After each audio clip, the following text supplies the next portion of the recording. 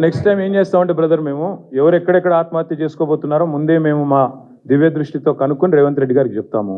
Next పంటలు ఎక్కడెక్కడ ఎండిపోబోతున్నాయో మా దివ్య దృష్టితో మేమే చూసుకొని మేమే చెప్తాము. మరి ఆయన ఎందుకున్నాడు? ఇంకా ఆయన ఎందుకు ముఖ్యమంత్రిగా? ఆయనకి ఇంత అధికార యంత్రాంగం ఎందుకు? 7 లక్షల ఉద్యోగులు ఎందుకు ఆయన కింద పనిచేసేది?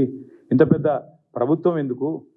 నేనేమంటున్నా అంటే అన్ని పనులు మేము చేసినాక ఆయన ఎందుకు అసలు? అయినా కూడా ఇంకోటి కూడా నా దగ్గర లిస్ట్ కూడా ఉంది, పంపిస్తాను.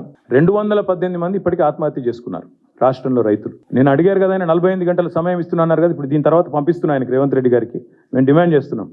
ఆయన గతంలో ప్రతిపక్షంలో ఉన్నప్పుడు ఆయనే అన్నారు, రైతులు ఆత్మహత్యలు చేసుకున్న ప్రతి కుటుంబానికి 25 లక్షల రూపాయలు ఇవ్వాలని ఇదే రేవంత్ రెడ్డి గారు ఆనాడు పిసిసి ప్రెసిడెంట్గా అన్నారు. మేము కూడా అదే చెప్తున్నాం. ఆ వివరాలు దీని తర్వాత మీకు కూడా అందజేస్తాను. 218 కుటుంబాలు, వాళ్ళ పేర్లు, వివరాలు జిల్లాతో సహా ఇస్తాను. అది దయచేసి మీరు రేవంత్ రెడ్డి గారికి ఇవ్వండి, ప్రజలకు ఇవ్వండి. ఆ ప్రతి కుటుంబానికి ప్రభుత్వం 25 లక్షల రూపాయలు చెల్లించాలని చెప్పి కూడా నేను డిమాండ్ చేస్తాను.